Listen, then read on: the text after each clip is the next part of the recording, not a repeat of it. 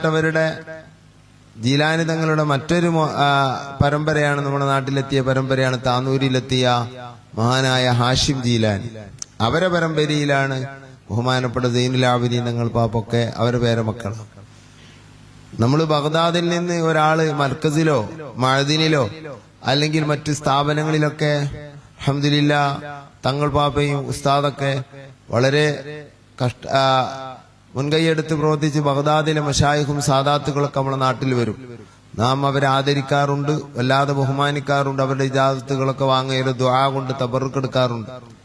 അതിന് എല്ലാ നിലക്കും അവരർഹരാണ്. പക്ഷേ ആ ബഗ്ദാദിൽ നിന്നും മറ്റു നാടുകളിൽ നിന്നും ഇപ്പോൾ വരുന്ന സാദാത്തുക്കൾ അവരും ഈ ഇരിക്കുന്ന സയ്യിദ് സൈനുൽ ആബിദീൻ തങ്ങളും സൈമാണ്, സമമാണ്.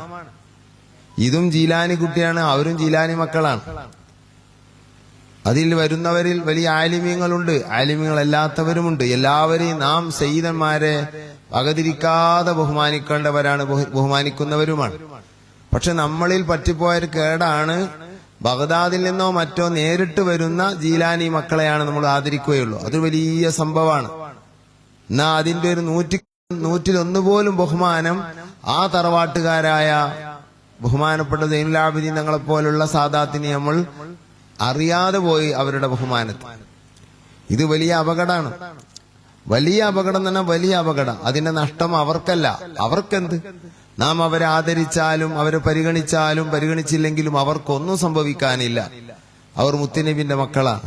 എന്നാൽ എല്ലാ നഷ്ടവും നമുക്കായിരിക്കും.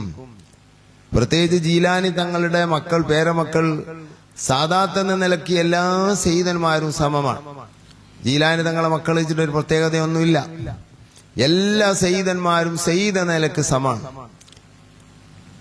ഒരു പ്രത്യേകമായ ബഹുമാനം ഒരു ബാപ്പയായ സയ്യിദിനും മകനായ സയ്യിദിനും പ്രത്യേകമായി ഇല്ല. മകനെ ബഹുമാനിക്കൽ ബാപ്പക്ക് നിർബന്ധമുള്ള ഒരു കുടുംബമാണ് സയ്യിദ് കുടുംബം. കാരണം മുത്തുനബിന്റെ പേരമോന. അപ്പോ അതുകൊണ്ട് തന്നെ നമ്മളെ സാദാത്തുക്കളൊക്കെ അവരെ മക്കളെ നീ എന്ന് വിളിക്കൽ നമ്മൾ കേൾക്കാറില്ല. ദേഷ്യം പിടിക്കുമ്പോഴൊന്നും അല്ല, സാധാരണയിൽ നിങ്ങൾ എന്നാ അവർ വിളിക്കൽ. കാരണം മക്കളെയും അവർ ആദരിച്ചിരിക്കണം. മുത്ത് റസൂലുള്ളാഹി സ്വല്ലല്ലാഹു അലൈഹി വസല്ലം തങ്ങളുടെ പരമ്പരയിലുള്ള ഓരോരുത്തരെയും നമ്മളും ആദരിക്കണം, അവരും തമ്മിൽ ആദരിക്കണം. ഒരു സയ്യിദിനെ സയ്യിദ് എന്ന നിലക്ക് തന്നെ ആദരിക്കണം. ഭാര്യയെ ഭർത്താവിനെ ആദരിക്കണം, ഭർത്താവ് ഭാര്യയെ ആദരിക്കണം. ഭാര്യ ഭർത്ത ബന്ധത്തിൽ അത് വേറെ ബന്ധം. സയ്യിദ് എന്ന നിലക്ക് അങ്ങും ഇങ്ങും വലിയ ബഹുമാനം വേണ്ടവരാണ്. അവ സയ്യിദന്മാർ തമ്മിൽ ആദരിക്കണം, നാം സയ്യിദന്മാരെ ആദരിക്കണം. ഇത് നമ്മൾ മറക്കരുത്. അത് വലിയൊരു സംഭവമാണ്.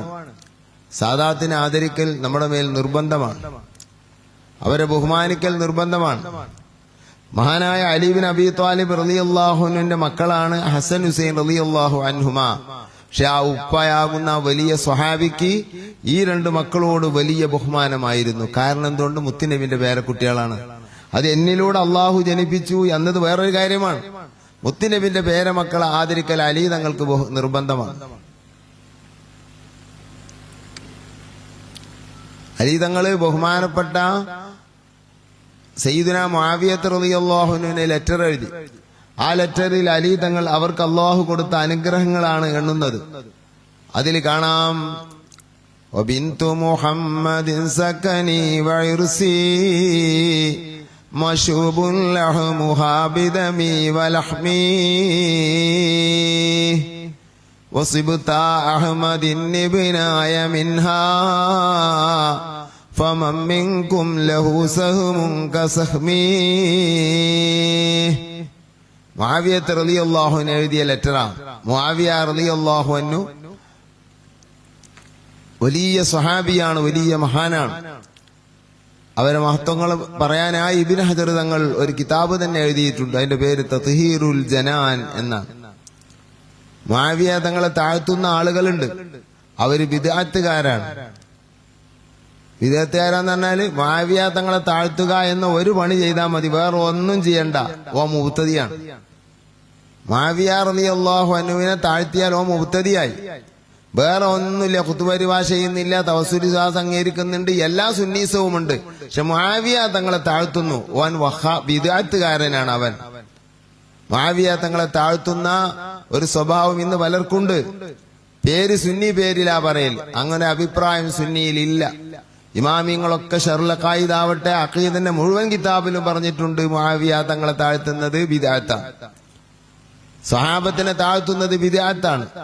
അത് സുന്നി പേരിലായതുകൊണ്ടാണ് സുന്നി സാവി മാറൂല. അത് വളരെ ഗൗരവമുള്ള കാര്യമാണ്.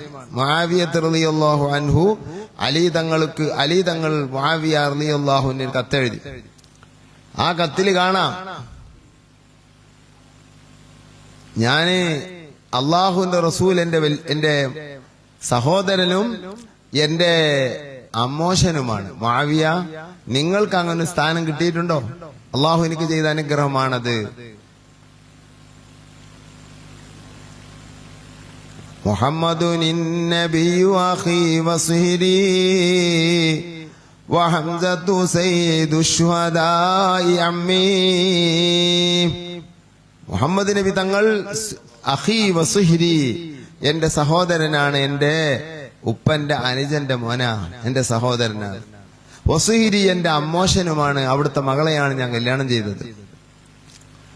വഹംസതു സയ്യിദു ശുഹദാ, ശുഹദാക്കന്മാരുടെ നേതാവായ ഹംസ തങ്ങൾ അമ്മി, എന്റെ അമ്മാണ്, എളാപ്പയാണ്, അല്ലെങ്കിൽ മൂത്താപ്പയാണ്, എളാപ്പയാണ്.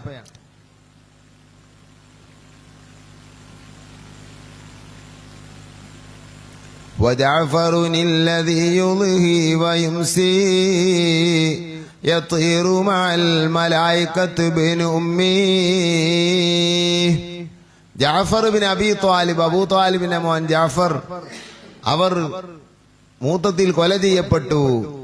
ആ മഹാൻ, ആ സ്വഹാബി മലക്കുകളോടുകൂടെ പറന്നു നടക്കുന്നു എന്ന് നബീനാ റസൂലുള്ളാഹി. രാവിലെയും വൈകുന്നേരവും മലക്കുകളോടുകൂടെ പാറിക്കൊണ്ടിരിക്കുന്ന ജാഫർ എന്റെ ഉമ്മാന്റെ മോനാണ്, എന്റെ അനുജനാണ്. ആ മഹത്വം മുആവിയ നിങ്ങൾക്ക് അല്ലാഹു തന്നിട്ടുണ്ടോ? വബിന്തു മുഹമ്മദിൻ സകനി വഇർസി മശൂബുൻ ലഹ്മുഹാ ബിദമി വലഹ്മി. മുത്ത് റസൂലുള്ളാഹിന്റെ മകൾ, അവര് സകനി വഇർസി, എന്റെ സമാധാനവും എന്റെ ഭാര്യയുമാണ്. അവരുടെ രക്തവും മാംസവും എന്റെ രക്തവും മാംസവും കൂടി കലർന്നു കിടക്കുന്നു. സ്നേഹാണ് പറഞ്ഞത്. ഫാത്തിമ ബീവിനോട് ഭയങ്കര ബഹുമാനല്ലായിരുന്നു. എന്തേ കാര്യം? ഭാര്യ എന്ന നിലക്കല്ല, റസൂലുള്ളാഹിന്റെ മോളാണ്. വല്ലാത്ത സ്നേഹവും ബഹുമാനം. സ്നേഹം ഭാര്യമാരോട് പലർക്കും ഉണ്ടാവും, പക്ഷെ ബഹുമാനം കുറയും. ഫാത്തിമ ബിയെ വല്ലാതെ ആദരിച്ചവരാണ് സയ്യിദുന അലി ബിൻ അബി ത്വാലിബ് റളിയല്ലാഹു അൻഹു. ഒരു ഫാത്തിമ ബി അങ്ങ് വഫാത്താവുമ്പോ അലി ബിൻ അബി ത്വാലിബ് ഭയങ്കര സങ്കടത്തിൽ പാട്ടുപാടിയിട്ടുണ്ട്. അവിടുത്തെ ഷെയറിൽ കാണാം ഫാത്തിമ മരിച്ചതിനെ പറ്റി. എങ്ങനെയാണ് പാട്ട്? ലികുല്ലി ജിത്തിമാഇൻ ബിൽ ഖലീലൈനി ഫുർഖതു വകുല്ലുൽ ലദീ ദൂനൽ ഫിറാഖി ഖലീലു. ആരൊരുമിച്ച് കൂടിയാലും ചങ്ങാത്തുണ്ടായാലും ഒരു ദിനം പിരിയേണ്ടി വരും. പിരിയാത്തത് കുറവാണ്, സ്വർഗത്തിലേറ്റേ പിരിയാത്തതുള്ളൂ, ബാക്കിയൊക്കെ പിരിയേണ്ടി വരും. ഫൈനഫ്തിഖാദി ഫാത്തിമ ബഅദ അഹ്മദി ദലീലുൻ അലാ അല്ലാ യദൂമ ഖലീലു. ഫാത്തിമ എന്നോട് പിരിയൽ ഒരു കൂട്ടുകാരന്റെ കൂടെ നിൽക്കുകയില്ല, പിരിയുമെന്നതിന് രേഖയാകുന്നു, തെളിവാകുന്നു. അത്രയും ബന്ധമാണ് അവർ തമ്മിൽ. അതെന്റെ ഭാര്യയാണ് ഫാത്തിമ, റസൂലുള്ളാഹിന്റെ മോള്.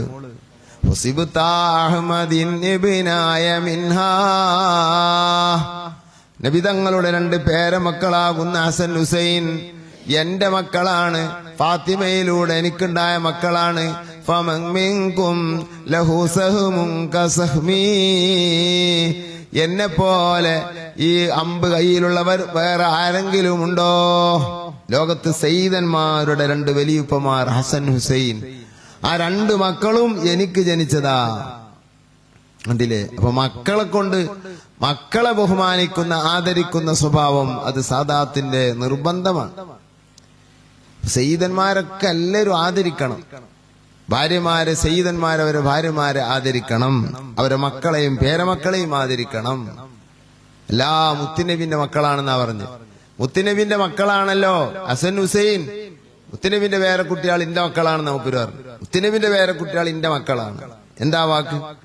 അപ്പൊ ഇതിപ്പോ അവര് തമ്മിലുള്ള ബഹുമാനാണെങ്കിൽ പിന്നെ നമ്മൾ എത്ര ബഹുമാനിക്കണം സഹോദരങ്ങളെ, അള്ളാഹുവിന്റെ റസൂലിന്റെ മക്കളെ. ജീലാനി തങ്ങളെ പരമ്പരയിലൂടെയാണ് ഈ മക്കളൊക്കെ വരുന്നത്, സൈനുലാബിദീൻ തങ്ങളൊക്കെ വരുന്നത്. അത് സാദാത്ത് എന്ന നിലക്ക് സമമായ ബന്ധമാണെങ്കിലും ചില ആൾക്കാർ സയ്യിദന്മാരെ ബഹുമാനിക്കൽ ഓരോ വ്യത്യാസമുണ്ട്. ഷിഹാബ് കുടുംബം അതിനെ ബഹുമാനിക്കും, ചിലവര് വേറൊറ്റ കുടുംബത്തിന് ബഹുമാനിക്കൂല. ചിലവര് വേറെ ജമലില്ലൈലി, ചിലവര് അറിയും ബുഖാരി കുടുംബം അത്ര അക്സാറുള്ളത് കുടുംബമല്ല. അങ്ങനൊന്നും പറയാൻ പാടില്ല, ഹറാമാണ്. സാദാത്തുക്കളുടെ ഒരു കുടുംബത്തെയും താഴ്ത്തി പറയൽ വൻകുറ്റമാണെന്ന് മിഫ്താഹു സആദാത്ത് എന്ന കിതാബിൽ പറയാം. ഒറ്റത്തിനും താത്തരുത്. എല്ലാ സാദാത്തും ബുഖാരി ആവട്ടെ, ജമലിലൈലി ആവട്ടെ, അഹ്ദലാവട്ടെ, വൽഫഖി ആവട്ടെ, ബാഫഖി ആവട്ടെ, ഇവിടെ 10-30ഓളം കുടുംബങ്ങൾ നമ്മുടെ നാട്ടിലുണ്ട്. 150-150 കുടുംബങ്ങൾ മൊത്തം ചരിത്രത്തിൽ എഴുതപ്പെട്ടവരുണ്ട്. ഈ കുടുംബങ്ങളിൽ ഒരു കുടുംബം മുകളിൽ ഒരു കുടുംബം താഴെ പറ്റൂല, പറയാൻ പാടില്ല. അങ്ങനെ കുറെ ആൾക്കാരുണ്ട് അങ്ങനെ പറഞ്ഞു നടക്കണവര്. പാണക്കാട് സാദാത്തിനെ മാത്രം ആദരിക്കുന്ന ഒരാൾക്കാരുണ്ട്. സയ്യിദല്ല, അവ തർക്കമില്ല, തർക്കമില്ല, ഒരു രണ്ടഭിപ്രായം ഇല്ല. ഉമ്മ ഇവിടെ നമ്മളെ മലബാറിൽ വന്നപ്പോ ഉമ്മാനെ കല്യാണം ചെയ്തതാ, മലബാറുകാരിയാര് പെണ്ണ്. അവര് സയ്യിദത്തല്ല, അതിലുണ്ടായ കുട്ടി സയ്യിദാണെന്നതിൽ രണ്ടഭിപ്രായം ഈ ഉമ്മത്തിൽ ഒരാൾക്കില്ല. ഇനി കേൾക്കണോ, ഉമ്മയും ഉപ്പയും സയ്യിദായതിലുണ്ടായ ഒരു കുട്ടിയും ഉപ്പ മാത്രം സയ്യിദായതിലുണ്ടായ കുട്ടിയും ഇവര് തമ്മിൽ സയ്യിദ് എന്ന നിലക്ക് ഒരു വ്യത്യാസവുമില്ല. വ്യത്യാസം പറയൽ വൻകുറ്റമാണ്, പറയാൻ പാടില്ല. അയാൾ ഉമ്മയും ബാപ്പിയും സയ്യിദാണ്, അപ്പൊ കുറച്ച് സയ്യിദാകുക എന്നുള്ളത് കുറച്ച് കട്ടി കൂടിക്കണമെന്നോ? ഇല്ല, ഒരു കട്ടിയും കൂടൂല. എന്നാ ഉമ്മ സയ്യിദാണ്, ഉപ്പ സയ്യിദല്ല. അവരെ സംബന്ധിച്ച് പണ്ഡിതന്മാരുടെ വ്യത്യസ്ത അഭിപ്രായങ്ങളുണ്ട്. നല്ലൊരു വിഭാഗം ഇമാം ഷാഫി തങ്ങളുടെ മദ്ഹബിലെ പണ്ഡിതന്മാര് പറയുന്ന അവര് സയ്യിദാണ്. നിങ്ങൾ സവായിഖുൽ മുഹ്രിഖ ഫി റദ്ദി അലാ അഹ്ലിൽ ബിദഅ വസന്ദഖ എന്ന കിതാബിൽ ഇബ്നു ഹജർ തങ്ങൾ പറയുന്നത് കാണാം. ഖാല അസ്ഹാബുനാ, അവര് സയ്യിദാണ്. ആര്? ഉമ്മ സയ്യിദാണ്, ഉപ്പ സയ്യിദല്ല. അങ്ങനെ കല്യാണം നടക്കാൻ പറ്റുമോ? കുഫുവല്ല, കല്യാണം നടക്കാൻ കുഫുവല്ല. വീതാത്താക്ക് സമ്മതം ഉണ്ടെങ്കിൽ ഒരു തെറ്റുമില്ല കല്യാണം നടക്കുന്നതിൽ. അങ്ങനെ ചിലവർക്കുണ്ട് സയ്യിദന്മാര് കല്യാണം കഴിച്ചാല് പ്രശ്നാക്കൽ, അതെറ്റ. ആ കല്യാണം കഴിക്കപ്പെടുന്ന ബീവി സയ്യിദത്ത് അതിന് പൂർണ്ണമായി സമ്മതമുണ്ടെങ്കിൽ ഒരു തകരാറുമില്ല. അത് വലിയൊരു ബന്ധം തന്നെയാണ്. എത്രത്തോളം മുത്തുനബി അങ്ങോട്ട് സൂചിപ്പിച്ചിട്ടുമുണ്ട്. കുല്ലു നസബിൻ വസബബിൻ വസിഹിരിൻ യൻഖതി യൗമൽ ഖിയാമ ഇല്ലാ നസബി വസിഹിരി വസബബി. എല്ലാ ബന്ധങ്ങളും, എല്ലാ കെട്ടുബന്ധങ്ങളും, എല്ലാ തറവാടുത്തവും ആഖിറത്തിൽ മുറിഞ്ഞു പോകും. ഇദാ വൈദാ അൻഫിഖ ഫിസ്സൂർ ഫലാ അൻസാബ ബൈനഹും യൗമഇദി വലാ യതസാഅലൂൻ. അല്ലാഹു തആല പറഞ്ഞാണല്ലോ, സൂറെന്ന കാഹളത്തിൽ ഊതപ്പെട്ട് കഴിഞ്ഞാൽ തറവാടിത്തമില്ല. ഇത് സൂചിപ്പിച്ചുകൊണ്ട് മുത്തുനബി പറയുന്നു, എല്ലാ തറവാട് ബന്ധവും എല്ലാ കെട്ടുബന്ധവും മുറിഞ്ഞു പോകും, എന്നോട് കെട്ടുബന്ധമുള്ളവര് മുറിയുകയില്ല. ഇതിപ്പോ ഒരു സയ്യിദ് തന്നെയാണെങ്കിൽ പിന്നെ പറയണോ? അത് കെട്ടുബന്ധമല്ലല്ലോ, അത് നസബബന്ധമാണ്. അപ്പൊ കെട്ടുബന്ധം മാത്രമുള്ളവർ ഉണ്ട് നബി സല്ലല്ലാഹു അലൈഹി വസല്ലം തങ്ങളോട്. അപ്പൊ സയ്യിദ് അല്ലാത്ത ഒരാൾ കെട്ടുബന്ധം ഉണ്ടായാൽ ആ കെട്ടുബന്ധം മുറിയില്ല. ഇതാഗ്രഹിച്ച് മഹാനായ ഉമർ ഇബ്നു ഖത്താബ് റളിയല്ലാഹു അൻഹു അഹ്ലു ബൈത്തിനോട് കെട്ടുബന്ധമുണ്ടാക്കാൻ ആഗ്രഹിച്ച് അലി ബിൻ അബി ത്വാലിബ് റളിയല്ലാഹു അൻഹുവിന്റെ മകളെ കല്യാണം അന്വേഷിക്കുകയും കരയുകയും ചെയ്ത സംഭവം കാണാം. അലി, എനിക്ക് പെണ്ണിട്ടുള്ള പുതിയല്ല, എനിക്ക് മുത്തുനബിയായിട്ട് ഒരു ബന്ധം കിട്ടാനാണ്. ഉമർ ഇബ്നു ഖത്താബ് തങ്ങൾ ഒരിക്കലും തന്നെ സയ്യിദല്ല, അഹ്ലു ബൈത്തല്ല, ഖുറൈശിയാണ്. അപ്പോ അത് വല്ലാത്തൊരു ബന്ധാണ്.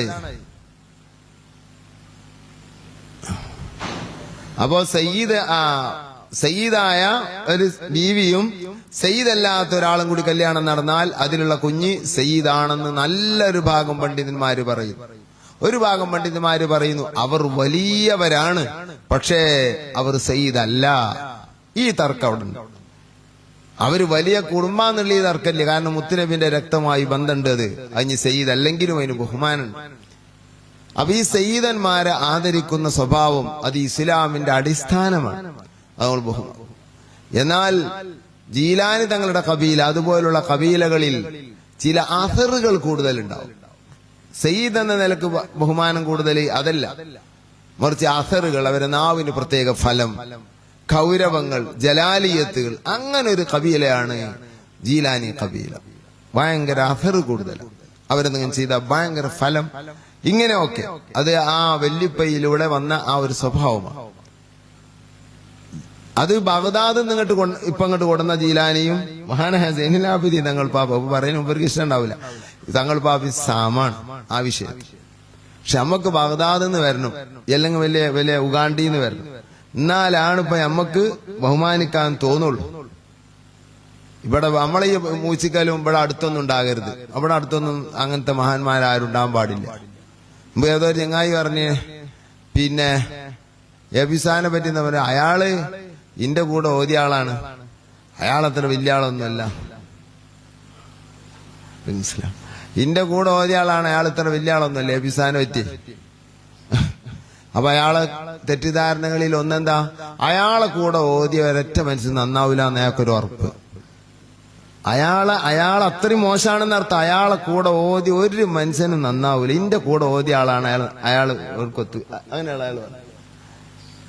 അതങ്ങനെ നമ്മള് മോശമാണ്, നമ്മളെ കൊണ്ട് കേടുവരും ചെയ്യും ആൾക്കാർ. പക്ഷെ അള്ള ചിലപ്പോൾ കേടുവരുത്താതിരിക്കും. അങ്ങനെ അജ്ജൊന്നും മനസ്സിലാക്കണമെന്നല്ല, എന്നെ കൊണ്ട് എല്ലാരും കേടുവരുത്താൻ കഴിഞ്ഞോളന്നില്ല. ചില ആൾക്കാർ കക്കൂസ് കിടന്നിട്ടും വളരും, അങ്ങനെ ഉണ്ട്. അപ്പൊ എന്റെ കൂടെ ഓതിയത് കൊണ്ട് അയാൾ കേടെന്നോളം വരണം, എന്റെ വർത്താനം കേട്ടാൻ മനസ്സിലാണ്ട്. പക്ഷെ അങ്ങനെ വന്നോളന്നില്ല. ഈ മനുഷ്യൻ ചിലപ്പം വലിയ മനുഷ്യനാണേക്കാരം. അപ്പൊ എന്റെ ആ നാട് ബാധിച്ചോളന്നില്ല.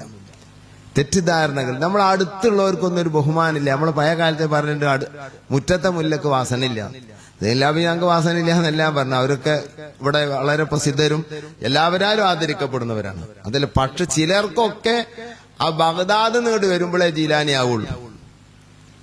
ഇത് തെറ്റാ. അത് ആ ഒരു ചിന്ത നമ്മൾ മാറ്റണം.